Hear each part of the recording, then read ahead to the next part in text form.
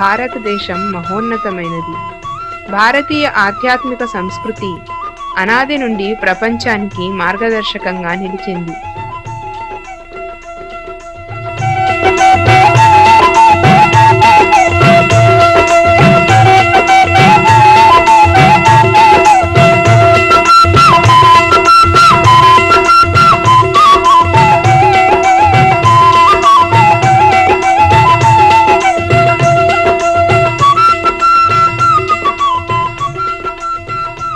ఋషుల మునుల తపోభూమి అయిన ఆబూ పర్వతం ప్రకృతి సోయగాలకు నిలయం.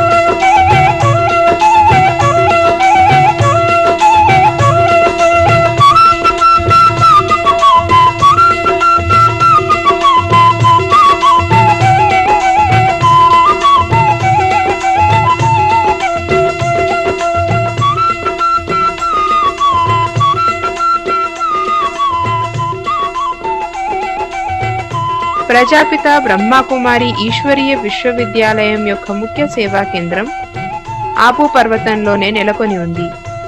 వర్తమాన సమయంలో విశ్వవ్యాప్తంగా ఆధ్యాత్మికత ద్వారా జీవన విలువలను జాగృతం చేసే ఏకైక సంస్థ ఇది. ఇక్కడ ఎన్నో ఆధ్యాత్మిక పరిశోధనలు జరుగుతున్నాయి.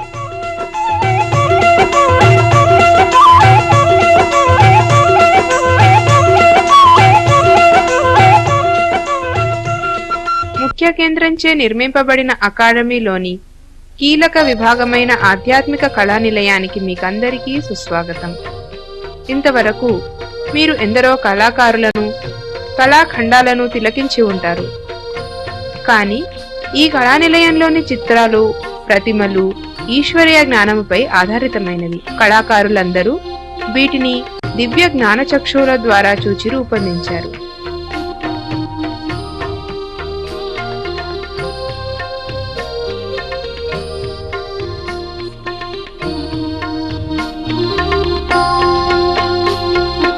ప్రవేశ ద్వారంలో ప్రప్రథమంగా మానవత్వపు అనుభూతి స్వప్నము అనే శీర్ష బిందువుపై మన దృష్టి పడుతుంది.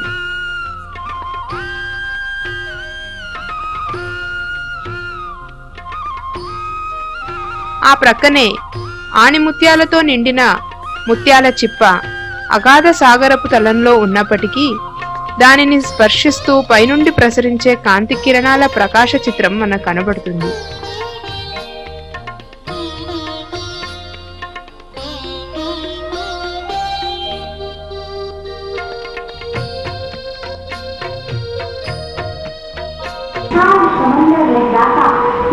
ఇక్కడ మనం ఒక వీడియో ప్రదర్శన ద్వారా ఈశ్వరీయ విశ్వవిద్యాలయ సంక్షిప్త పరిచయాన్ని తెలుసుకుంటాము.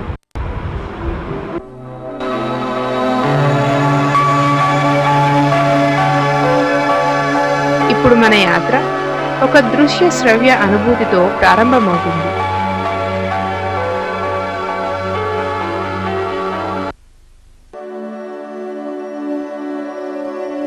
ఈ విభాగంలో మీ అందరికీ ఆదర సుస్వాగతం.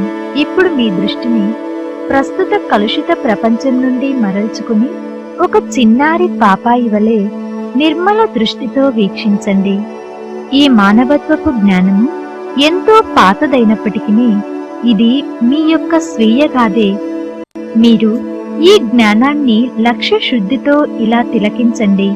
జీవితంలో కొన్ని క్షణాలలో గత స్మృతులు అస్పష్టంగా మనసులో వస్తాయి.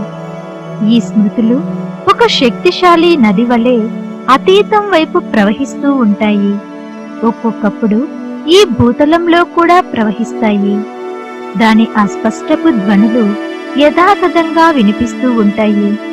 ఒక్కొక్కప్పుడు ఈ స్మృతులు మెల్లమెల్లగా మనసును స్పందింపజేస్తాయి. మరొకసారి సెలయేరు వలె తీవ్రంగా ఘోషిస్తూ వెనుతిరిగి వస్తాయి. ఈ జ్ఞాపకాలన్నీ ఏ కాలానికి చెందినవంటే మానవుడు సంపూర్ణ సుఖంగా ఎప్పుడు ఉండెనో అప్పటివి. ఈ కాలాన్ని అనేక పేర్లతో పిలవటం జరిగింది. దీనినే ఖుదాకా బగీచా అంటారు. అట్లాంటిస్ మరియు ఆల్ డొరాడో అని కూడా చెబుతారు. ఈ ఆది కాలమే మన స్వప్న కాలము. దీనినే క్రోనస్ యుగమని అంటారు. యునానులు ఈ కాలాన్నే తేప్ జీపీ అని కూడా చెబుతారు. ఇదే హిందువుల కృతయుగం. ఇదే చైనీయుల క్వీన్ యుగం. ఇదే సృష్టిలో సత్యయుగం. ఇదే స్వర్గము. ఈ యుగంలో సర్వస్వం సుందరంగా ఉండేది. ఏ వస్తువుకు కొదవ ఉండేది కాదు. అక్కడ హింస యొక్క నామరూపాలు కూడా కనిపించవు. పశు ప్రకృతులలో కూడా హింసాధోరణి ఉండేది కాదు. సర్వస్వము సంపూర్ణంగా దోషరహితంగా ఉండేది. అదే సత్య సంస్కృతి యొక్క కాలము. అచట విస్తరించిన పట్టణాల సంస్కృతి లేదు. ఆకాశాన్నంటే సౌధముల శక్తి లేదు. ఆ సమయంలోని విజ్ఞానము మానవ ప్రకృతుల నడుమ స్వాభావిక రీతిలో కార్యం చేసేది. తద్వారా జీవితం సామరస్య భరితమై సహజంగా గడిచేది. ఈ ఉపలబ్ధులన్నీయూ కొందరికే పరిమితం కాకుండా ప్రతి ఒక్కరి జీవితంలో వెల్లివిరుస్తూ ఉండేవి. జీవితం ఎంతో సుఖదాయకంగా సాగిపోతూ ఉండేది. జీవితంలోని ప్రతి క్షణము మనోహరంగా గడిచేది. ప్రతి యుగంలోనూ మానవులు ఈ ధరిత్రిపై సుశోభితులుగా జీవనం సాగించేవారు. ఇద్దరు మనుషులు ఒకే పోలికలతో ఎప్పుడూ ఉండరు. మీతో పాటు కూర్చుని ఉన్న వ్యక్తి మీకు భిన్నంగా ఉన్నారు. మీ ఆలోచనలు, భావాలు వేరు. అవి కేవలం మీవే. కానీ అనేక రకముల తేడాలు ఉన్నప్పటికీ ప్రతి ఒక్కరి హృదయ ఘోష ఒక్కటే. ఏ విధంగా అన్న పానాదులు అందరికీ అవసరమో అదే విధంగా సుఖశాంతుల కోరిక, నిర్భయంగా జీవించటం, ప్రేమను పరస్పరం పంచుకునే ఆకాంక్ష ఇవన్నీయును ప్రతి ఒక్కరి అవసరం. ఈ గుణహీన జీవనం జీవనమే కాదు. ఇతిహాసాలు తెలిసినంత వరకు పరిశీలిస్తే మానవుడు పూజలు, తీర్థయాత్రలు చేస్తూనే వచ్చాడు. నిరంతరం ఒకే అన్వేషణ మానవులలో కలదు. ఆ కారణంగానే రోజు రోజుకు కొత్త కొత్త విషయాలు కనుగొనుచున్నారు. పరమాణువును విభజించే జ్ఞానం కూడా వచ్చింది. చంద్రునిపై కూడా కాలిడగలిగారు. జీవితంలో ప్రతి అడుగులో విజ్ఞానాన్ని ఉపయోగిస్తున్నారు. మనం ఏమి చేసినప్పటికీ విశ్వంలో శాంతి రాలేదు. మానవ జీవనంలో ఆనందోల్లాసాలు తేలేదు. స్వర్గ ప్రపంచంలో ప్రతి ఒక్కరి వద్ద ఏదైతే ఉండేదో అది మానవులకి లభించలేదు. మనము ఎవరే కాని ఎచ్చటే ఉండినప్పటికీ మన జీవనంలో దుఃఖమే చోటు చేసుకుని ఉన్నది. ఒకవేళ మనం ఆనందంగా ఉన్నప్పటికీ అది నాలుకపై రుచి వలె క్షణభంగురమైనది. ఆ రుచి యొక్క సుఖం అనుభవించుటకు ముందే సమాప్తమగుచున్నది. అతీతంలోకి వెళ్ళి అన్ని ధర్మాలు అందించే సందేశం చూసినప్పుడు ఒకే సందేశం తెలియవస్తుంది. అదేమంటే, మీరు ఇతరుల నుండి మీకు గాను ఏమి ఆశిస్తారో అదే విధంగా మీరు కూడా ఇతరులతో వ్యవహరించమని. కాని పలు విధములైన ఆధ్యాత్మిక శిక్షణలు పొందిన తరువాత మనుషుల మస్తిష్క గుహ్యతను తెలుసుకునేటందుకు ప్రయత్నించిన తరువాత కూడా తెలుసుకున్న సత్యం ఏమిటంటే, వర్తమాన ప్రపంచంలో ఏ విధమైన సమతుల్యము లేదు. ప్రకృతిలో కూడా దయ లేదు. నలువైపులా హింస కారణంగా పేదరికం, ఒంటరితనం వలన దుఃఖం నీడవలే ప్రపంచాన్ని వెంటాడుచున్నది. విశ్వ పరివర్తన కార్యం అసంభవ కార్యంగా గోచరింపబడుచున్నది. ప్రతి వస్తువు అస్తవ్యస్తమగుచున్నది. నలువైపులా సమస్యలే. ఏ మాట యొక్క స్పష్ట చిత్రము ఎవరి వద్దనూ లేదు. ప్రతి ఒక్కరూ వారి వారి సమస్యలు పరిష్కరించుకొనుటలోనే నిమగ్నమై ఉన్నారు. ఒకవేళ సమస్యకు పరిష్కారం తెలిసినప్పటికీ దానిని ఎలా జోడించాలో తెలియదు. కొన్ని భాగాలు అలాగే ఖాళీగా నిలబడిపోచున్నవి. మానవుడు తన నిగూఢ శక్తులను సదుపయోగపరుచుకోవటం తెలుసుకున్న నాడు అసంభవమన్నది లేనేలేదు. మనం ఎంత చెయ్యగలమని అనుకుంటామో దానికి ఎన్నో రెట్లు అధికంగా చేయగలము. ఒకవేళ విశ్వ పరివర్తన చెయ్యాలనుకుంటే దానికి మొదటి మెట్టు స్వపరివర్తన. స్వయంలో పరివర్తన లేని నాడు ఏదీ సంభవం కాదు. స్వపరివర్తనతో అంతా సంభవమే. ఈ కళాకేంద్రంలో మిమ్మల్ని అనాది సత్యం వైపుకు తీసుకువెళ్లటం జరుగుతుంది. ఇదే భారతదేశ ప్రాచీన రాజయోగము. స్వయంపై రాజ్యం చేసుకునే జ్ఞానం ఇక్కడ నేర్పించబడుతుంది. ఈ జ్ఞానం ద్వారానే మీకు స్వయం పరివర్తన చేసుకునే శక్తి లభిస్తుంది. ఇచ్చట మిమ్మల్ని నెమ్మదిగా అతి ప్రాచీన మానవతా విలువల గుహ్యతలోనికి తీసుకువెళ్లటం జరుగుతుంది. మానవత్వము ఇప్పుడు తన అంతిమ మహత్వపూర్ణ సమయంలో పయనించుచున్నది. వర్తమాన సమయంలో ఏ సంఘటనలు జరిగినా అవి భవిష్యత్తుకు ఆధారమగును. ఈ కిటికీ ద్వారానే ఈశ్వరుని ప్రకాశం ప్రసరిస్తున్నది. ఇంకా అవకాశముంది, కానీ సమయం కొద్దిగానే ఉంది అనే సందేశాన్ని చాటుచున్నది. ఇది ప్రాచీన కళలు, సంస్కృతులను చాటి చెప్పే సంగ్రహాలయం కాదు. దీని పేరు ఆధ్యాత్మిక చిత్ర ప్రదర్శనశాల. ఇది మీ భవిష్యత్తును తెలిపే జీవనయాత్ర. ప్రత్యేకించి ఇది మీ జీవనయాత్రే. ఈ ఆధ్యాత్మిక జ్ఞానము ధ్వని మరియు ప్రకాశము, కళలు మరియు కావ్యముల మాధ్యమంగా ప్రదర్శింపబడింది. ప్రతి కళాఖండము ప్రేమతో నిర్మించబడింది.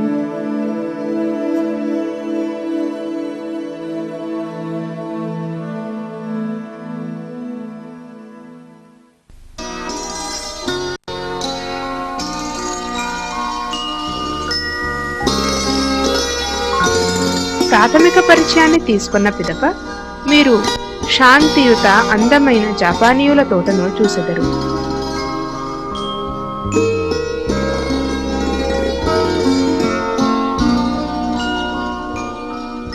ఈ కళానిలయంలోని మొదటి భాగంలోకి మీరు ప్రవేశించగానే 2 చిత్రాలను తిలకిస్తారు. మొదటి చిత్రం స్వర్ణకాలానిది. ఎక్కడైతే సంపూర్ణ పవిత్రత, సుఖ శాంతుల సామ్రాజ్యంలో నరనారీలు, పశుపక్షాదులు, ప్రకృతి అతి సంపూర్ణంగా సమృద్ధిగా ఉండేది.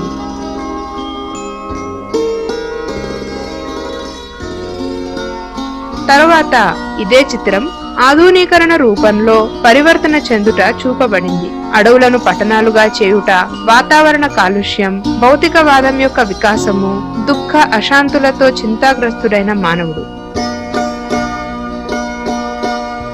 కుడివైపు చిత్రంలో వ్యక్తి చేతిలో గ్లోబ్ ఉంది. తలక్రిందులుగా ఉన్న గ్లోబ్ నేటి సృష్టి వికృత రూపంలో ఉన్నదని సూచిస్తుంది. మానవత్వపు విలువలను కోల్పోయిన మనిషి దిక్కుతోచని వాడవుతాడు. రెండవ చిత్రంలో అదే వ్యక్తి, కానీ భూగోళం ఇప్పుడు నిలువుగా ఉంది. పరమాత్ముని వెలుగు ద్వారా వ్యక్తిలో జ్ఞానబోధ గోచరిస్తుంది.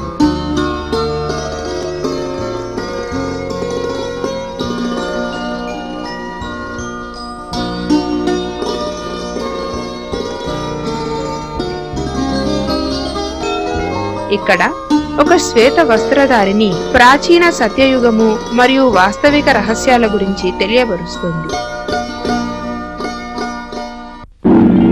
ఇది మానవ జాతికి అంధకార సమయం. కాని మన విశ్వం ఇదే విధంగానే ఉండేది కాదు. ప్రతి మనిషిలోనూ స్వర్గం యొక్క గత స్మృతులు నెలకొని ఉన్నాయి. విశ్వం బాల్యావస్థలో ఉన్నప్పుడు స్వర్ణిమ సుఖం యొక్క సమయం ఈ రోజుకు కూడా జ్ఞాపకం చేసుకునే విధంగా చెరుగని ముద్రలైనాయి. అయితే మనుష్యులు తిరిగి ఆ స్వర్ణిమ సుఖాలను పునః పొందగలుగుతారా? విశ్వం పునః పరివర్తన కాగలుగుతుందా? ఈ ప్రశ్నలన్నింటికీ సమాధానాలు ప్రాచీన జ్ఞాన యోగాల్లో పొందుపరిచి ఉన్నవి. అందులో ఎంతో చాతుర్యము, సత్యము ఉన్నది. తద్వారా పునః ఆ స్వర్ణిమ సుఖాలను తీసుకురాగల చాతుర్యము కలదు.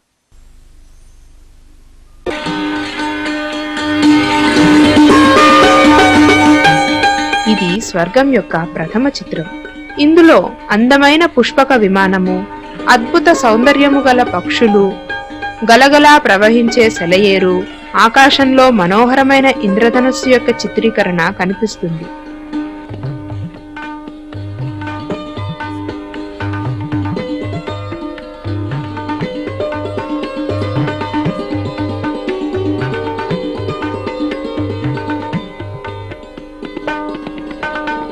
ఈ చిత్రంలో రంగురంగుల పక్షులు, సీతాకోక చిలుకలు కనిపిస్తున్నాయి.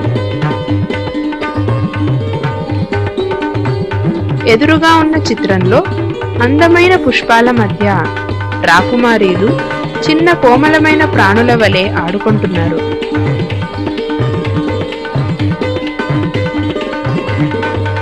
దగ్గరలోని చిత్రంలో సృష్టి ఆరంభం యొక్క సంపన్న ప్రాకృతిక రూపం తన యజమానుల కొరకు వేచి ఉన్నట్లుగా ఉంది. అన్నింటికన్నా పైన శివపరమాత్మ. అతనే పవిత్రత మరియు శక్తికి మూలాధారం. చిన్న చిన్న తారల రూపంలో ఆత్మలు కొత్త ప్రపంచాన్ని ప్రారంభించేందుకు భూతలంపైకి వస్తున్నాయి. కొంచెం ముందుకు వెళ్ళగా రంగురంగుల వైభవోపేత స్వర్గ దృశ్యమును తిలకిస్తాము.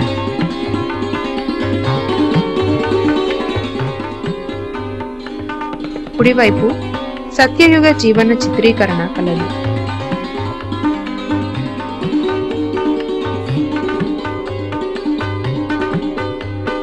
ఇక్కడ పరమ సౌందర్యము కల మానవోత్కృష్ట సుందర జీవన చిత్రాన్ని దర్శిస్తారు. విద్యాభ్యాసం, విద్యా విధానం కళాత్మకంగా జరుగుతుంది. ఆనందమయ నృత్యాలు చేస్తున్న పిల్లల సమూహం మనకు కనబడుతుంది.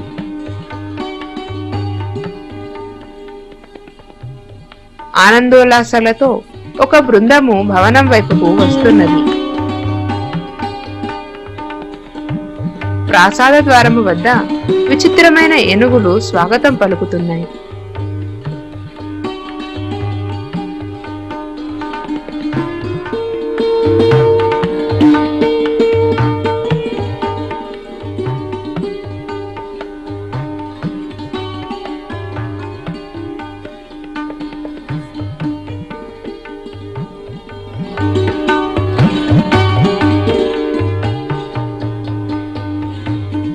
దగ్గరలోనే కొన్ని పుష్పక విమానాలు కనిపిస్తున్నాయి. వీటిని మనోబలంతో స్వంతంగా నడుపుకొనవచ్చు. వీటి హృదయంలో సంగీత స్వరధ్వనులున్నాయి. ధర్మాత్ముల మరియు ధర్మ గ్రంథాలలోని మహావాక్యాలు చిత్రాల ముందు శిలాఫలకములపై లిఖితమై ఉన్నవి. విభిన్న శబ్దాల స్వర్ణకాలపు వర్ణనలలో సమాన భావాలు వ్యక్తమవుతున్నాయి.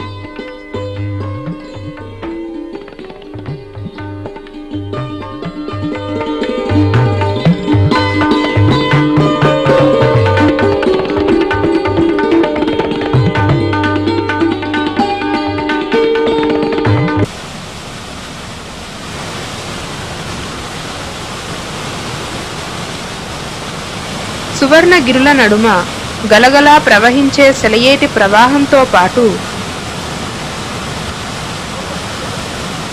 మనము స్వర్ణిమ సమయం నుండి బయటికి వచ్చేసాము. సెలయేరు కనబడుతూనే ఉంది, కానీ దాని రూపం మారిపోయింది.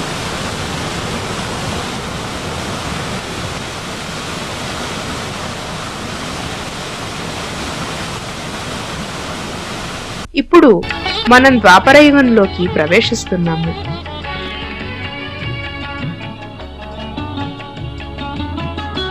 మొదటి చిత్రంలో సంపూర్ణ మానవ సభ్యత కాలగమన మెట్లను దిగుతోంది.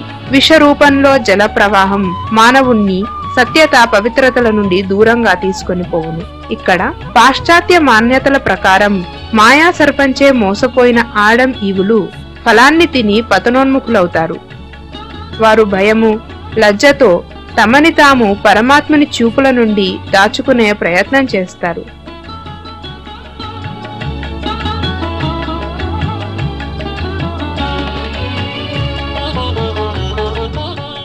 కుడివైపున మళ్ళీ ఒక శ్వేత వస్త్రధారిని ప్రత్యక్షమవుతుంది. ప్రపంచంలో స్వర్గం సమాప్తి అయిన తరువాతనే దుఃఖపు అంశములు ప్రారంభమవుతాయి. తద్వారా ఆత్మిక శక్తులు కోల్పోవడం, ఆత్మిక స్థితి ఉన్న మానవుల కల విశ్వపు స్థితిలో పరివర్తన రావడం జరుగుతుంది.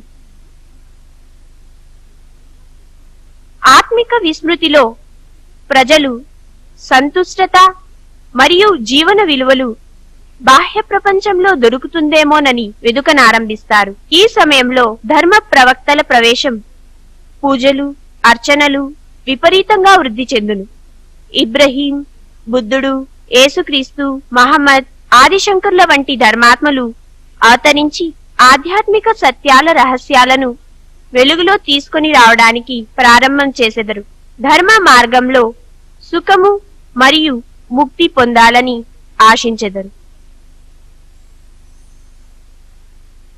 గడిచిపోయిన స్వర్గం యొక్క మసకైన స్మృతులతో మనిషి తన నుండి విడిపోయిన ఆనందాన్ని తిరిగి పొందే అన్వేషణను ప్రారంభిస్తాడు.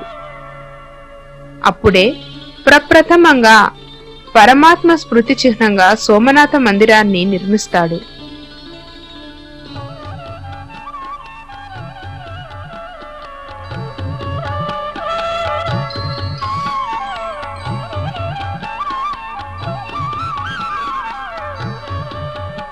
ఇక్కడున్న ప్యానెల్స్ లో ముఖ్యమైన ధార్మిక శిక్షణలున్నాయి. ప్రతి ప్యానెల్ వెనుక రకరకాలైన పూజా విధానాలు, స్థలాలు గురించిన వివరాలున్నాయి. ఇక్కడ మోసెసు ఈశ్వరుని పట్ల విధి విధానాలను బోధిస్తున్నాడు. మహాత్మ బుద్ధుని విశాల విగ్రహం ముందు అతని శిష్య బృందం పూజకై కూర్చొని ఉన్నారు. ఒక విశాలమైన చర్చిలో క్రైస్తవులు చేరి ఉన్నారు. మసీదులో ఖురాను చదువుతున్నారు.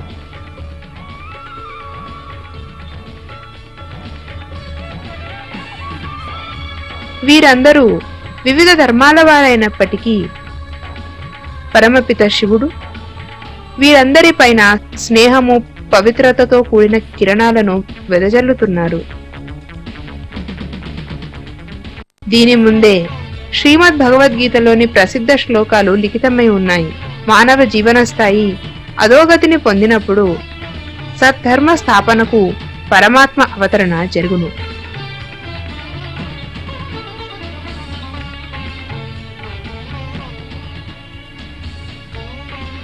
ఇప్పుడు మనం ద్వాపరయుగం నుండి బయటికి వచ్చాము. ఎడమవైపు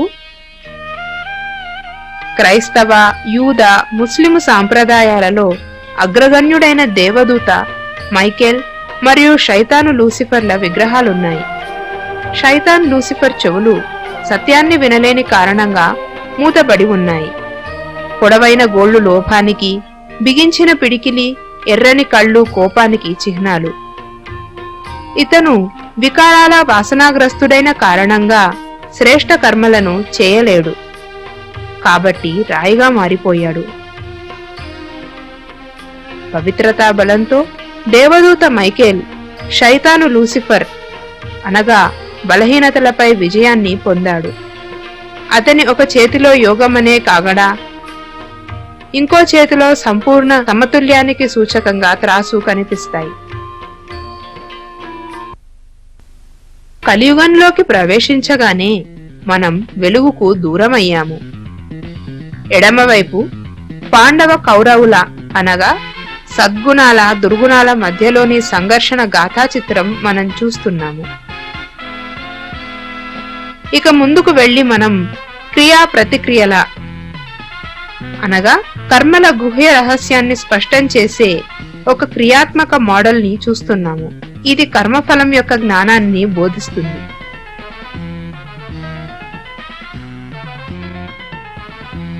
ఎదురుగానున్న ప్రకాశ చిత్రాలలో విశ్వవ్యాప్తంగా మానవుడు ఒంటరితనం, దుఃఖము, పతనము, అంధకారంతో పీడింపబడుతున్నట్లుగా చూపించడమైనది.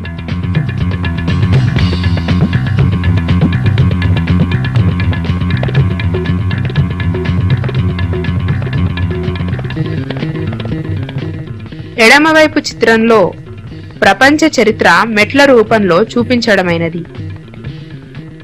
స్వర్గవాసులైన దేవతలు మెట్లు దిగుతుండగా వారిలో పవిత్రత, సంపూర్ణత క్షీణిస్తాయి. తర్వాత అసలైన సంతోషాన్ని తిరిగి పొందేందుకు మానవుడు భక్తి, పూజలను ఆచరిస్తాడు.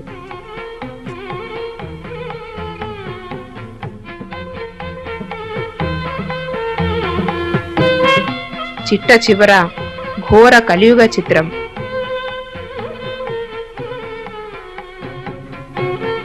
శ్వేత వస్త్రధారులైన బ్రహ్మవత్సులు విషయ వైతరిణి నదిలో స్త్రీ పురుషులు మునిగిపోకుండా కాపాడే ప్రయత్నం చేస్తున్నారు. సత్యం అనే ఈ నావ యొక్క నావికుడు బ్రహ్మబాబా. వీరందరిపై పరమాత్మ ప్రేమ వర్షిస్తోంది.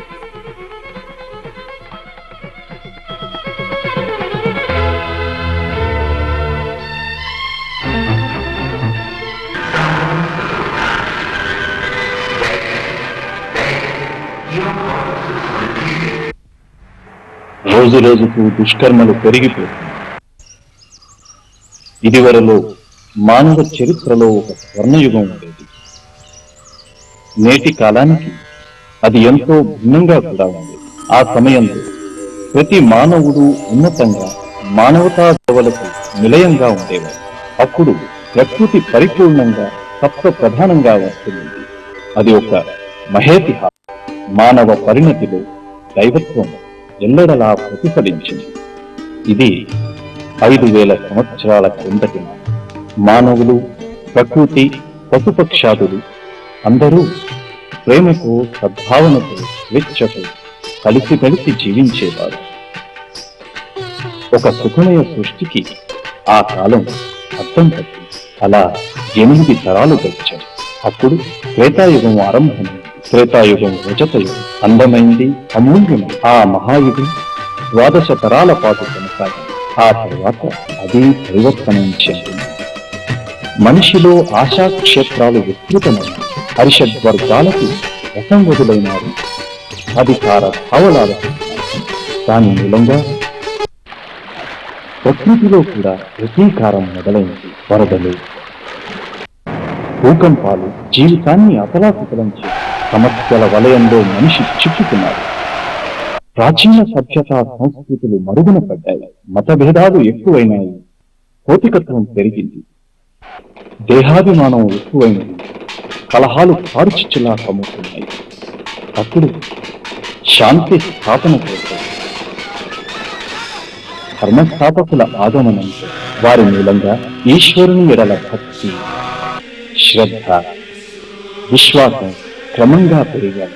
ఆ ప్రవక్తలు సౌందర్యం, ప్రేమ, సౌభ్రాతృత్వం మొదలైన సద్బోధనలు బోధించి పెంచారు. భిన్న ప్రవక్తల మూలంగా ప్రపంచంలో భిన్న సంస్కృతులు అభివృద్ధి చెందాయి. అత్యున్నతమైన సంస్కారం, అత్యున్నతమైన సభ్యత అన్ని చోట్ల వ్యాపించాయి. వాటిలో కొన్నింటికి లిఖితపూర్వకమైన ఆధారాలు, కొన్ని నాగరికతలు, జీవన విధానాలు విలీనం కావడం కూడా జరిగింది.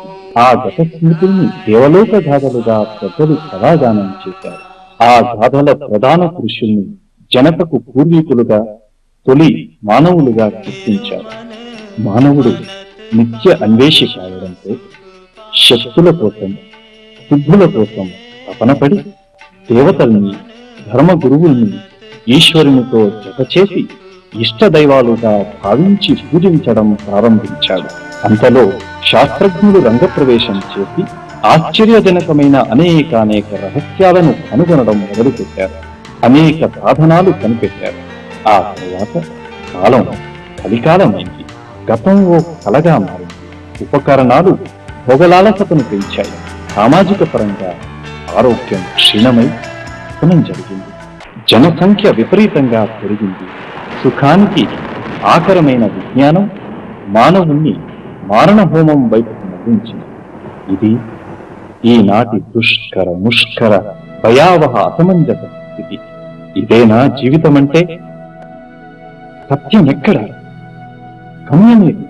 నేనెవరిని? శాంతి ఎక్కడ దొరుకుతుంది? శాస్త్ర విజ్ఞానం ఈ ప్రశ్నలకు సమాధానం చెప్పలేకపోతుంది. అయితే ఈ పిదప కాలం ఎంతో ఉండదు. ఈ విశ్వాంధకారం ఒక అనంత రాత్రి కాదు. విశ్వేతిహాసంలో అత్యంత మహత్వపూర్ణమైన సమయం ఒకటి ఉంది. గాఢాంధకారంలో ఒక దివ్య జ్యోతి ప్రజ్వలింపబడుతుంది.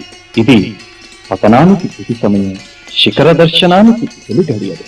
మధ్యనున్న ఈ సంగమ సమయంలో లభించిన జ్ఞానం ప్రాచీనమైందే, కానీ రహస్యమైంది మాత్రం కాదు. అది కొద్దిమందికే పరిమితమైంది కాదు. అది మానవాళికి జన్మతః లభించిన దివ్యాధి కాదు. ఆ మహానుభావానికి సంబంధించిన సమస్యలకు సమాధానాలు ఇవిడే ఇక్కడ నుండి ప్రారంభమవుతున్నాయి.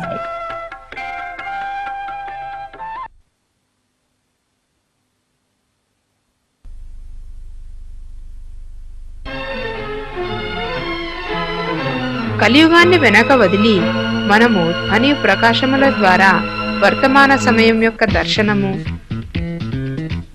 మరియు ఆత్మానుభూతి చేయించే విభాగంలోకి వెళదాము.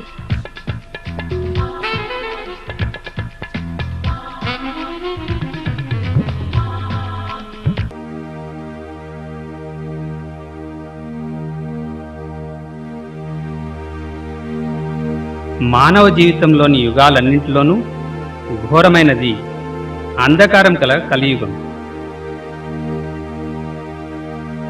వర్తమాన సమయంలో ఈ యుగమే నడుస్తోంది. మనం అనేకమైన పరిశోధనలు చేశాం మరియు పరమాణు విభజన ఇంకా చంద్రుని వరకు చేరుకునేందుకు ముందుకు వెళ్ళాము. మనం విజ్ఞానం ద్వారా జీవన పద్ధతిని ఉన్నతంగా చేసుకునేందుకు ప్రయత్నిస్తున్నాము. కానీ ఆశ్చర్యకరమైన విషయం ఏమిటంటే, భూతకాలంలో మనకు ప్రతి విషయం మీద నియంత్రణ ఉండేది. ఇప్పుడు ఆ నియంత్రణ లేదు. ప్రగతి పేరు మీద మనం భూమిలోని చాలా భాగాన్ని, వృక్ష సంపదను నాశనం చేశాము. వృక్షాలు వాయువును శుద్ధంగా ఉంచుతాయి, నీడ మరియు విశ్రాంతిని ఇస్తాయి. అంతేకాక వన్యజీవనము పొలాలలో మట్టిని కోతకు గురి కాకుండా రక్షిస్తాయి.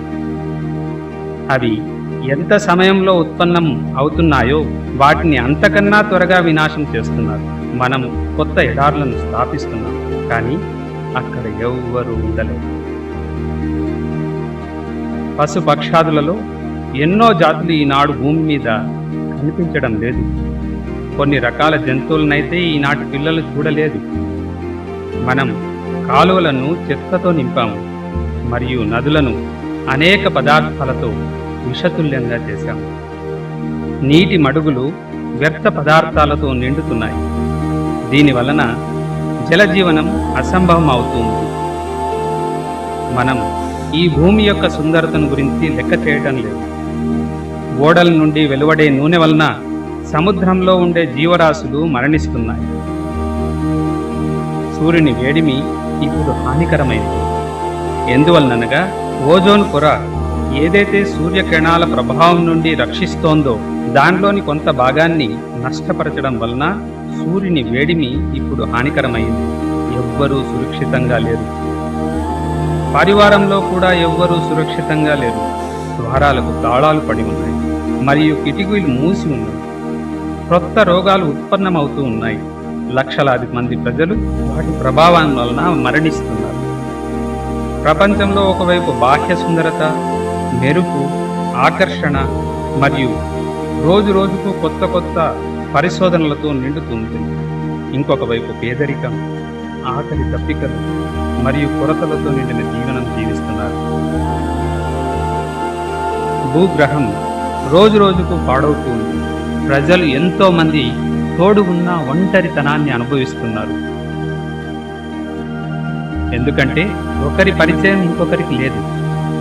ధర్మంలో కూడా సుఖం లేదు. ఎందుకంటే ధర్మం కూడా ఇప్పుడు శక్తిహీనమైంది. వారు ఆధ్యాత్మికతలోని సారాన్ని మర్చిపోయారు. ఒక ధర్మం వారు ఇంకొక ధర్మాన్ని ద్వేషిస్తున్నారు.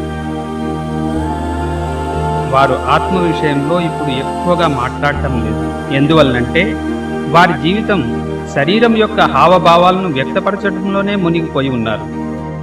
పురుషులు స్త్రీలతో చెడుగా వ్యవహరిస్తున్నారు.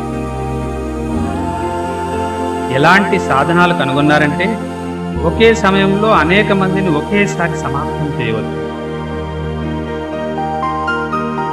ఈ ప్రపంచం ఏదైతే పూల తోటగా ఉండేదో ఇప్పుడు మారి ముళ్ళ అడవిగా అయింది. ఈ సృష్టి చక్రం ఒక్కసారి తిరిగి స్వర్గం నుండి నరకంగా మారింది. ప్రపంచంలో వెలుగు లోపించింది. వర్తమాన సమయంలో అంతఃకలహాలు నిండి ఉంది. ఎంతో మంది మహాత్ములు, మంచి ఆలోచనాపరులు వచ్చి ఈ సృష్టిని పాతాళంలోనికి వెళ్లడం నుండి రక్షించుట కొరకు హృదయపూర్వకంగా పూర్తి శక్తితో ప్రయత్నిస్తున్నారు. కానీ ప్రకృతి యొక్క నియమము ప్రతి వస్తువు సతో, రజు, తమో అవుతూ క్షణక్షణం శక్తి నశిస్తుంది.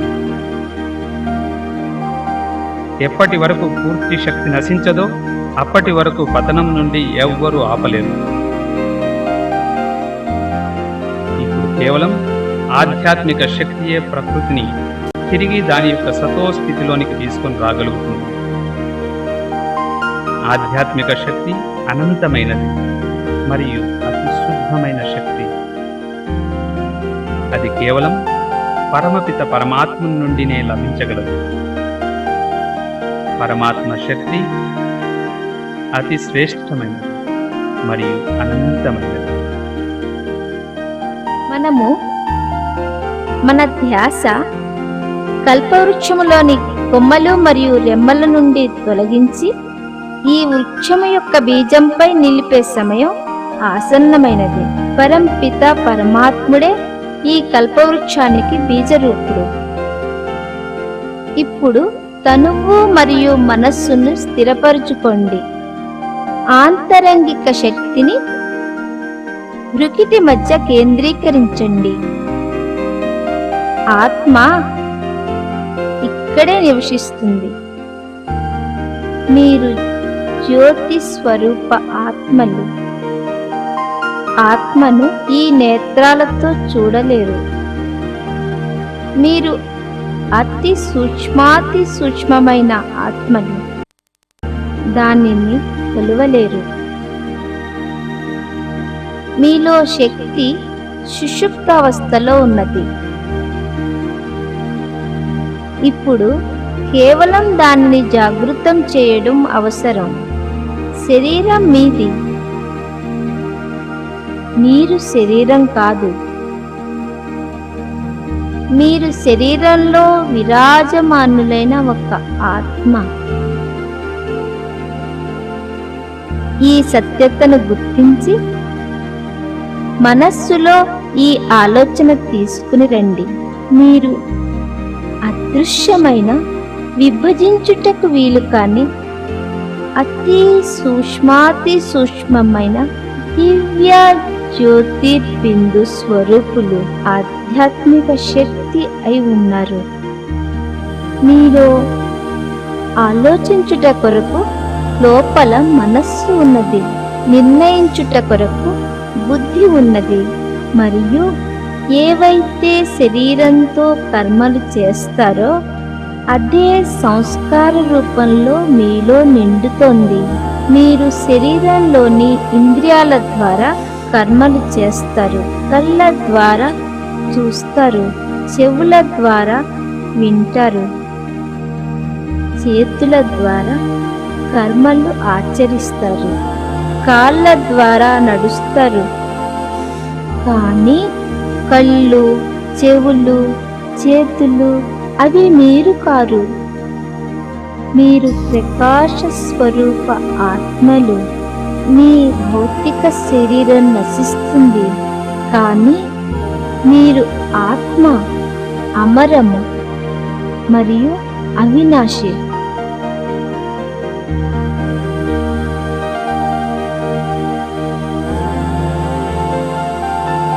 పరంపిత పరమాత్మతో సంబంధం జోడిస్తే మీ ఆధ్యాత్మిక శక్తి తిరిగి జాగృతమవుతుంది. పరమాత్మయే సర్వశక్తులకు అనాది శ్రోత. అతడు కూడా జ్యోతిర్బిందువు. ఆయన కూడా ఒక ఆత్మయే, కానీ పరమాత్మ.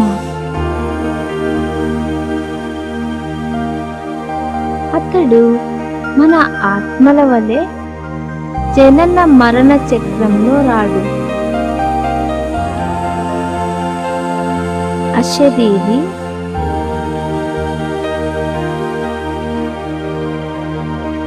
ప్రకృతిలోని సత్వ రజో తమో స్థితులకు అతీతంగా ఉంటాడు. అతడు అతి పవిత్రుడు, సర్వశక్తివంతుడు. అతడు సంపూర్ణుడు. మన ఆత్మల వలనే అతడు అనంత శాంతి ధామ నివాసి. అతని పేరు కళ్యాణకారి శివ. ఇప్పుడు మీ సత్య స్వరూపాన్ని గుర్తించండి. పరమాత్మని సత్యమైన స్వరూపాన్ని గుర్తించండి.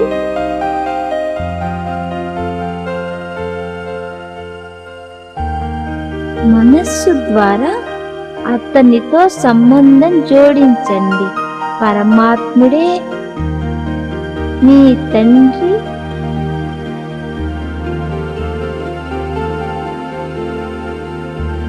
తల్లి, బంధువు మరియు స్నేహితుడు. ఈ సంబంధాల కన్నా ఎక్కువ విలువైనవి ఏమీ లేవు. ఇదే యోగం.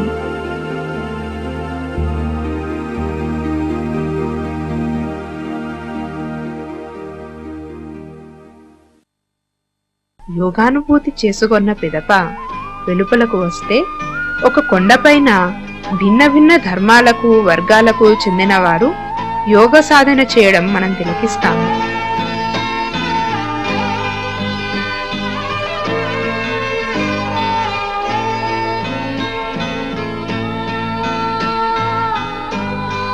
సర్వాత్మలకు తల్లి తండ్రి అయిన పరమపిత పరమాత్మునితో బుద్ధియోగమును జోడించి వీరు సర్వగుణాలను శక్తులను పొందుతున్నారు.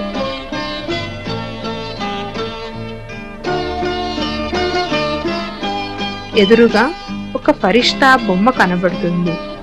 మానవుల ఉన్నత స్థితి మరియు సంపూర్ణతకు సంకేతమే ఈ ఫరిష్తా రూపము.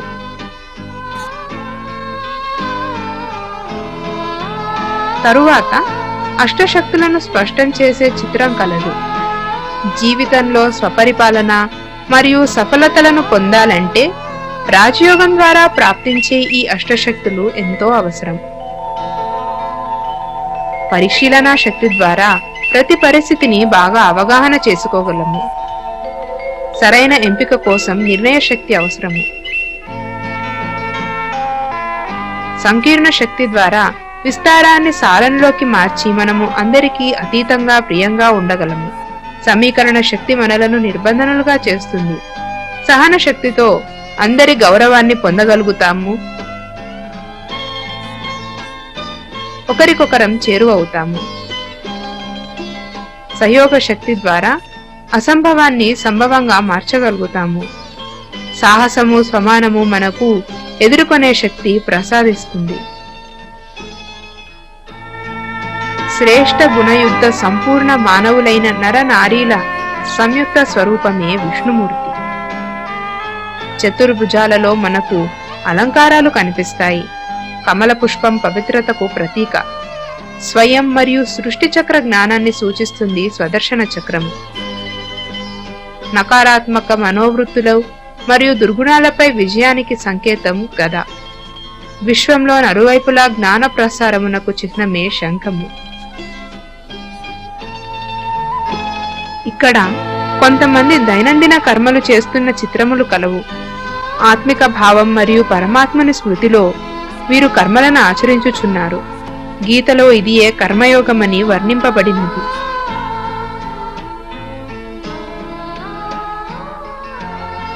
కర్మేంద్రియాల రూపమైన 5 గుర్రాలను నియంత్రించు ఒక సారథి అయి ఆత్మ ఈ చిత్రంలో ప్రస్తుతీకరింపబడినది.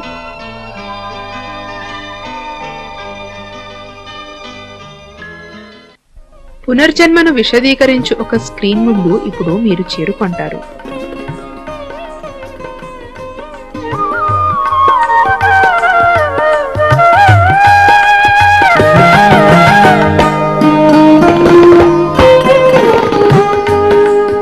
అనాది కాలచక్రపు భ్రమణంలో ఆత్మ భిన్న భిన్న శరీరాలను ధరించి బాల్య యవ్వన వార్ధక్యములను పూర్తిగా వెంచుకొని పాత శరీరాన్ని త్యజించి మరలా జన్మ తీసుకోవడం చూపించడమైనది.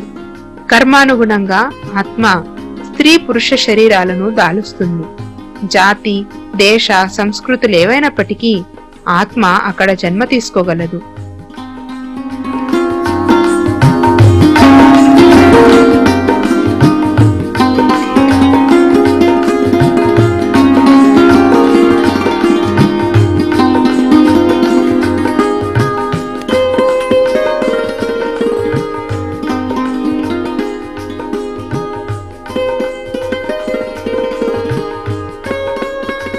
మళ్ళీ ఒక శ్వేత వస్త్రధారిణి ప్రత్యక్షమవుతుంది. కాలచక్రపు యుగాలన్నింటిలో కంటే ఈ యుగం అత్యంత మహత్తరమైనది. ఎందువలననగా పరమాత్ముడు ఈ యుగంలోనే స్వయం అవతరించెదరు. ఆయనే తన సత్య స్వరూప పరిచయం ఇచ్చేదరు.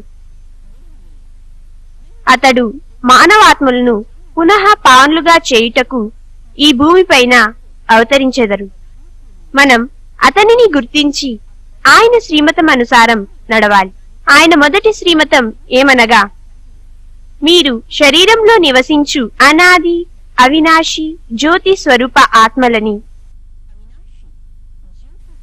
రెండవ శ్రీమతం ఏమనగా, సంపూర్ణ పావనుడైన పరమాత్మ ఎవరు, ఎలా ఉన్నారు, ఆ రూపంలో అతనిని గుర్తించగలిగి జ్ఞాపకం చేయాలి. అన్నిటికంటే మహత్తరమైన మాట, ఆయన వర్తమాన సమయంలో మనకు స్నేహాన్ని అందించుచున్నారు.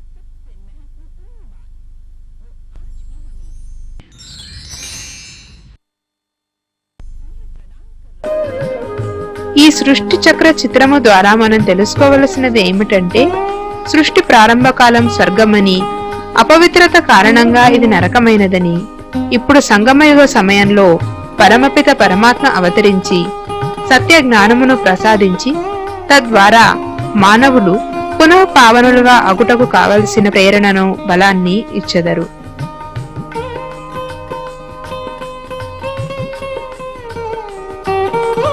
తరువాత ఈ సృష్టి చక్ర ఇతిహాసాన్ని కల్పవృక్ష రూపంలో చూసెదము. ఈ వృక్షము యొక్క కాండము స్వర్ణ రజత యుగములు, మధ్య భాగమైన తామ్రయుగంలో అనేక ధర్మాల ఉద్భవం జరుగును.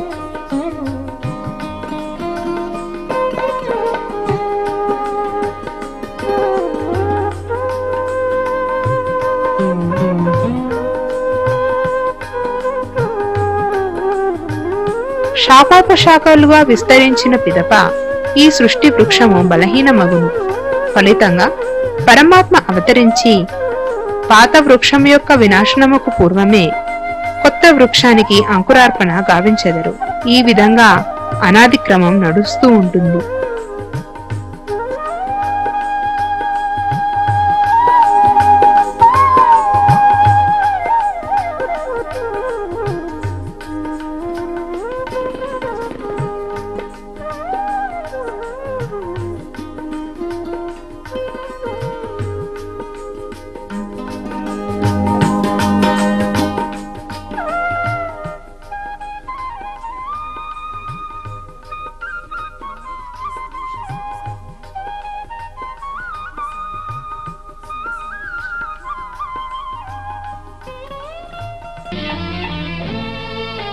కళా విభాగంలోని చివరి భాగంలో ఈశ్వరీయ విశ్వవిద్యాలయ సంస్థాపకులైన ప్రజాపిత బ్రహ్మ జీవనగాథ, సంస్థ యొక్క ఉద్భవము, అభివృద్ధి యొక్క చిత్రాలున్నాయి.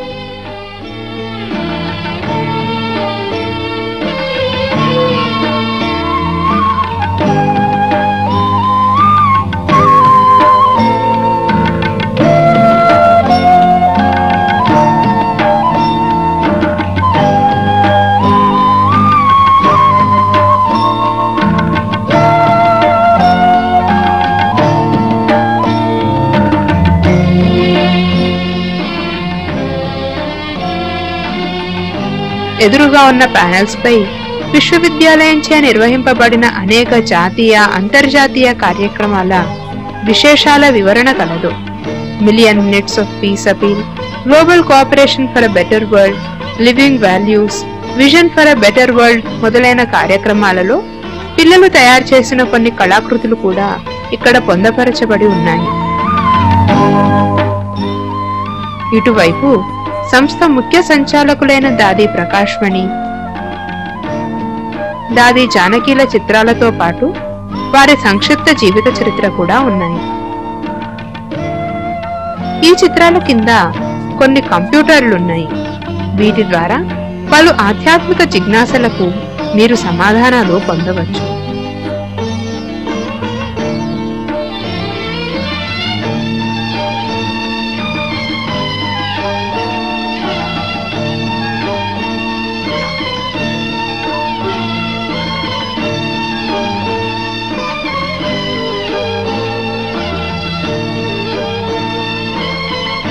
తరువాతి చిత్రంలో సామాన్య స్త్రీ పురుషులు ఈశ్వరీయ జ్ఞానధారణ ద్వారా దైవీ పదవిని పొందడం చిత్రీకరించబడి ఉంది. ఈ చిత్రం కింది భాగంలో ఒక గొంగళి పురుగు సీతాకోక చిలుకగా మారడం చూపించడమైనది. ఈ కమల పుష్ప చిత్రం మనలను అంధకారము నుండి దూరంగా పవిత్రతా ప్రకాశంలో ఉండేందుకు ప్రేరణనిస్తుంది. చివరిగా ఈ ప్రకాశ చిత్రం ప్రకారం ఆత్మలమైన మనమంతా ఈ సాకార మనుష్య లోకంలో 4 యుగాల చక్ర భ్రమణమును పూర్తి చేశాము. మేలిమి బంగారు వర్ణంలో ప్రకాశించు మధురమైన శాంతిగల మన ఇల్లైన పరంధామమునకు మనమిప్పుడు వెనుదిరిగెదము.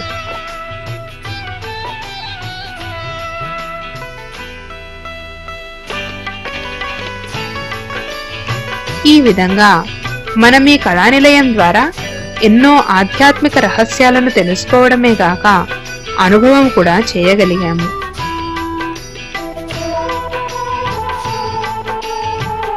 ఓం శాంతి.